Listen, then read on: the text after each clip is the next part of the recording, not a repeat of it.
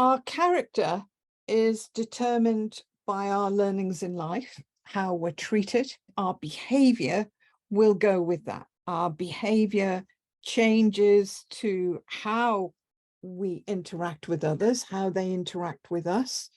If we have lots of criticism in our lives, our world changes to a different character and a different behavior.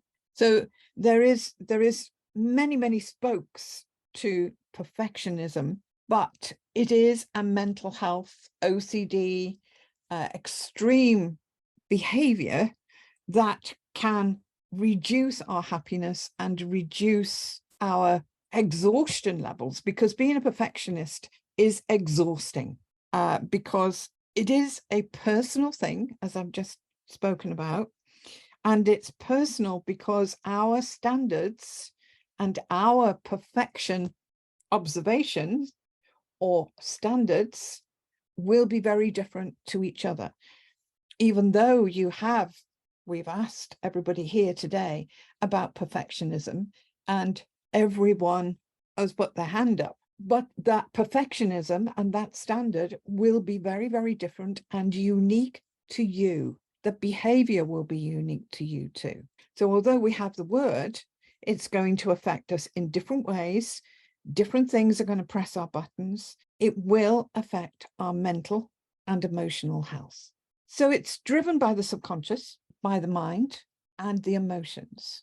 There are triggers that will create this subconscious action and reaction that then goes on to cause and effect. So we can have this cycle and circle that is going on in our lives without realizing. Most people are not aware of their habits or their behavior, but they go on. Everybody else might recognize it, but they may not. So we can have blind spots. And it comes down to, are you in charge of your mind, or your mind in charge of you? Are you birthing or destroying? Are you constantly striving, yet unhappy with the results? And does the mind overrule you with doubt and fear? You could be living mind control and perfectionism. And perfectionism affects both genders, males and females, with equal passion. We do not associate psychological issues with perfectionism, yet it is a mind control mechanism. And perfection is seen as a good quality, with diligence in many quarters of business and career. In some cases, conditioned to extreme levels, consuming individuals and causing unhappiness, dissatisfaction, driven by the subconscious mind, narrowing the vision and field in which we live. There are extreme levels of perfectionism and variations on the theme. The strict guidelines lived can be seen as intolerance, often robbing life of achievements and satisfaction, tainting successes as outcomes, seen by the perfectionist mind as not good enough. Invariably, perfectionists can be missing out on the joys and the pleasure of life it can bring due to the standards, narrow focus that they live. And the mind believes you can do better. Perfectionism mindsets are hard taskmasters to life, can overshadow their own and others' achievements. Criticism of not good enough, could do better. Overcritical parents and educators are causes, or one of the causes, of perfectionism, and past life conditionings continue to default as not good enough. Narrow focus and mind-driven perfectionists are constantly setting goals for themselves to achieve success, consumed by the perfect outcome. High standards with constant levels of dissatisfaction with self and life in general. Individuals become overwhelmed and live anxiety from perfectionism. In their mind, goals are constantly out of reach. Burnout is very much involved as perfectionists strive for better results, affecting the nervous system, the gut, the bladder, fatigue, sleep deprivation, and we can even have emotional pain. Perfectionism is challenging in relationships and office interactions. Large and small disappointments are involved. Logic is missing in most scenarios, with dominant mind controls and school goals.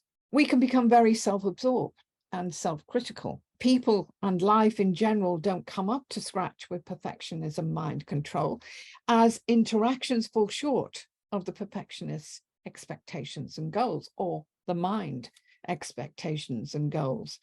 A challenge to work with and require tons of tolerance to live with. Perfectionists can give the impression that nothing is right, not satisfied with outcomes, and overcritical of self. Perfectionists are good at giving criticism, but not so good as accepting it. They hate being criticized. The other side of the coin here is they give up. There's no point. The other side of the coin, perfectionism mindsets push too hard and the individual gives up. Overwhelmed with exhaustion from mind dominance and perceived failure, individuals won't try. There's no point. Disappointment taints everything. Depression, sabotage, subjugation, and victim behavior becomes underlying dominant factors. In these situations, a battle continues internally. There's no peace felt by giving up because the mind will still be in this chaos. We haven't, or the person hasn't got the energy to partake in it, and it is very wearing, and you can feel as though you have been beaten to a pulp internally and externally by the controls of the mind and perfectionism. They can be overbearing at times. Even the simple task can involve criticism. Everything has to be ordered, perfect around them, and living the over-analytical mind, they may see flaws in everything. Behavior follows perfectionism, and perfectionism can be related to OCD in extreme cases. The drive for perfect environment, etc., overly perfect lines on the lawn, for instance, in the garden, it can go to very extreme levels. And perfection levels seen, but it is only in their eyes. Working with a perfectionist is frustrating. Nothing will be right. Their high standards disrupt relationships at work, and colleagues do not understand what they've done wrong. They don't see the point of the request. Often perfectionists are not popular in the workplace. They can feel isolated, a loner, and what perfectionists want is often unattainable unless another perfectionist who will go the extra mile. Employers love perfectionists as they are reliable and will go the extra mile to get things done. Choice is restricted with perfectionism. Only the highest goals are good enough, and disappointment continues to fill their lives. What's the point? Often the weary perfectionists answer. Unfortunately, perfectionists create their own world of disappointments and imperfections. The mind is narrow in observation, disgust or displeased by the interactions and outcomes. They do not feel fulfilled. They cannot accept their achievements. The mind undermines as not achieved, and the character can be restless, unfulfilled, no joy of achievement, and intolerance rules.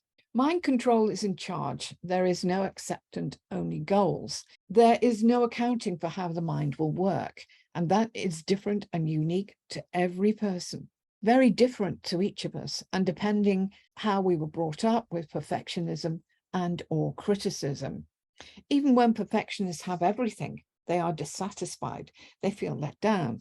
The strive of the goal is the focus that keeps them going and takes diligence to a whole new level. The mind can be in chaos, and often is, in perfectionism.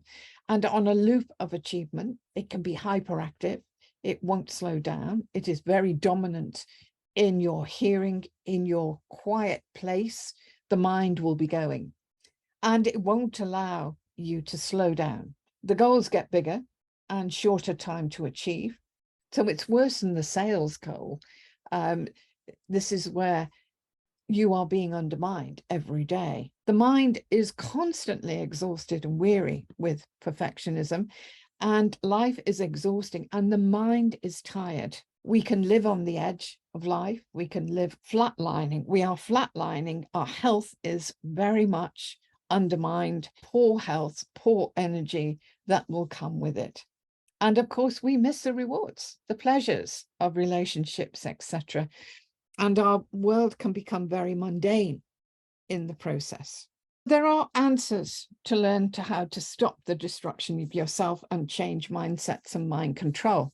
Certainly, I come across this all the time in workshops, in one-to-one training, etc. And one of the reasons why I am doing these webinars and offering other opportunities to help to change the mindsets and mind control and take you out of this Groundhog Day cycle and circle, because it will keep us in discontent. Our glass is constantly half empty, and it will limit our happiness, our contentment in life. So we can have also involved karmic debt from past life scenarios, and choices can be involved in perfectionism.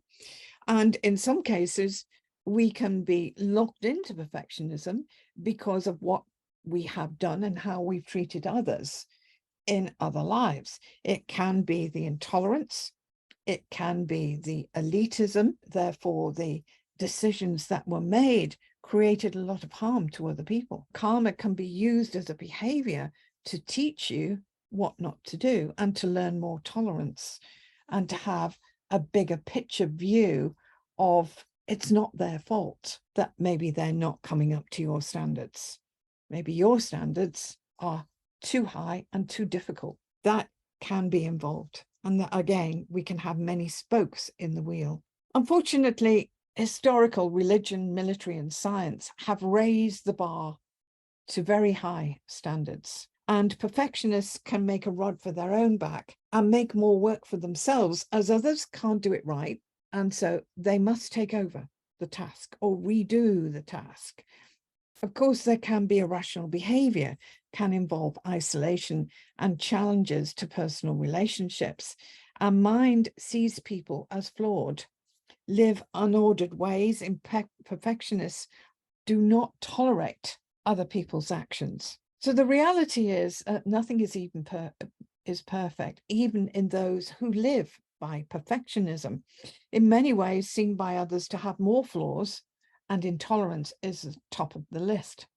Rigid in thought, action, judgment, and intolerance, instead of bending and weaving through life, behavior becomes stoic and rigid outlooks and actions. Generations determining our character and learnings in life passed down with intergenerational DNA and mindsets that continue with this conditioning and dogma that goes with perfectionism. Expectations and perfectionism taught from ancient times. Very, very much the rigidity and the not bending and weaving can cause an awful lot of skeletal pain, a lot of physical pain, because we can't bend and weave in life. We are like a tree trunk that won't move.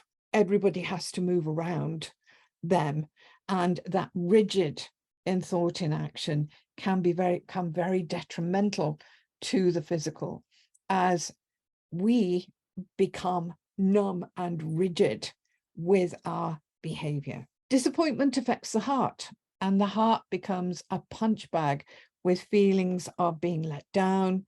Expectation hurts. Disappointment brings more unhappiness.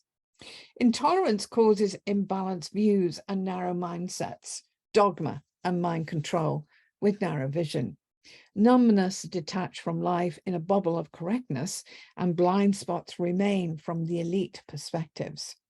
Biochemically, it affects the whole body and the mind, and emotionally living on burnout and lack. Disappointment affects our will centers.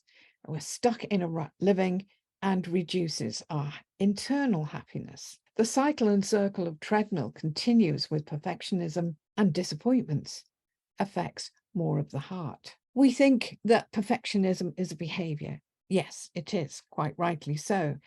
And it is formed from archetypes, from disappointments at the heart level, the expectation that people will have of others that others can't fulfill. The disappointments that go on and on and on here, and even voiced with their disappointments.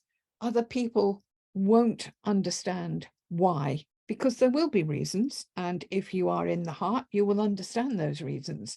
If you're not in the heart, if you're in the head and perfectionism, then you only see you and what it does to you as a perfectionist. You actually don't see the bigger picture for anybody else. It can narrow your understanding of others. It can reduce your spatial awareness around you and other people's needs, because we can become very locked in to our own needs and expect everybody else to come up to those standards of your needs.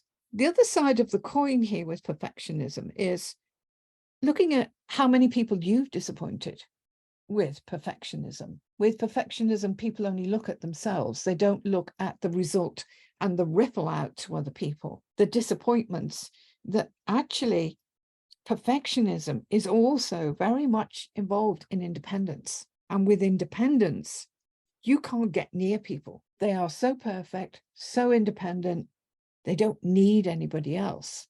But of course, that's the opposite of what's happening with them with their perfectionism. They actually do need other people, because their vulnerability is affecting and causing the perfectionism. Loads of pieces of small and large pieces of the jigsaw here as to what is going on, what's offline, what is under presenting to the individual, what is underperforming in a physical and mental heart head association here. Is there emotional intelligence, or is it just isolation and this is your world that you live in because you're frightened of the rest of the world? It can be many, many parts involved, but the heart is very much involved. Vulnerability and fear is underlying perfectionism. It has its roots in conditioning and authoritative environments and or criticism, and develops an over-analytical mind, conditioned from a young age, families seeped in historical, military, ritual, and religion. The pleaser often goes hand in hand with perfectionism. It sounds as though they are miles apart, but actually they can be weaved together with dominant traits ruling mind and subconscious. And the more we live perfectionism, the more brainwashed we become in a narrow world of mind dominance and unable to see outside of the box. The mind narrows, locked into a deep over-analytical state. The additional side to this is that the more we practice perfectionism, the more we brainwash ourselves, the more the mind gets used to these cycles and circles that you want to live. You may not want to live it, but the subconscious is full of it. The subconscious is a store of every event you have seen, heard, or taken part in. And the subconscious sees it all as yours. So if you're watching a film that's scary or intolerant, if you are listening to something on the radio, if you are reading it on your phone, it all goes in as your experience, whether you've experienced in reality or not. Reading about it, that's it, the subconscious grabs it.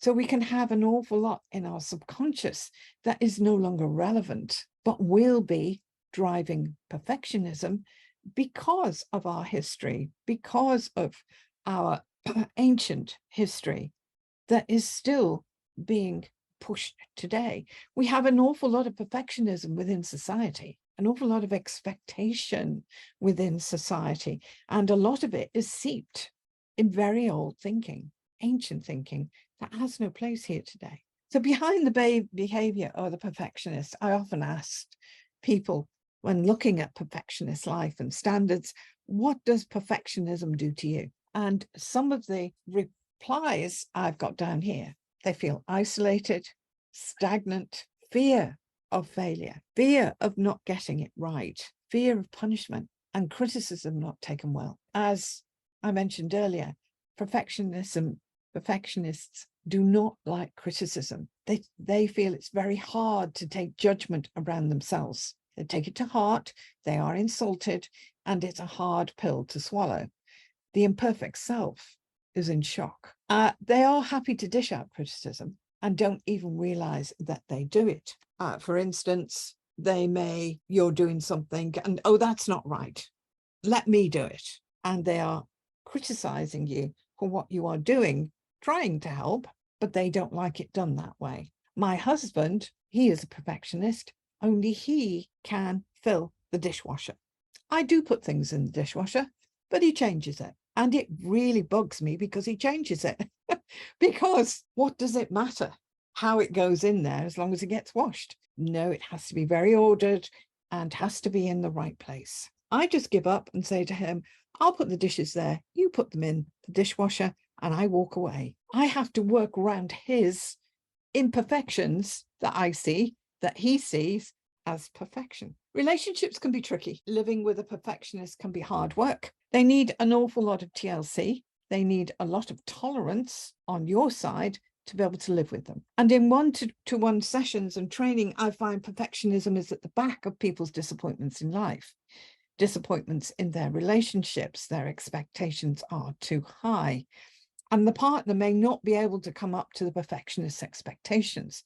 Everyone has a different perspective and expectation, and they are high expectations in love relationships. And certainly I've worked with people where they've said they're not loved enough, they haven't loved them enough, but maybe they don't know how to love the level that that person is expecting. Maybe they are teaching you something about love and tolerance. And if you do love somebody unconditionally, it's warts and all, even with their perfectionism. So reducing perfectionist mind control is the answer. Learning to accept a more balanced, tolerant view, retrain the mind to allow for lower expectations. So how do we liberate the mind? We can create self-sabotage in our perfectionism. We can go into a strop, because when you're not coming up to my expectations, so I'm not going to interact with you, so Again, the dissatisfaction with our interactions. The dissatisfaction with life and relationships are also included in the relationship with the self. So if you have perfectionism and dissatisfaction with others, you will have it with yourself, and it takes the joy out of life. So you can be living a triple whammy from perfectionism. As I said earlier, perfectionism is involved in the whole body, the emotional and psychological response.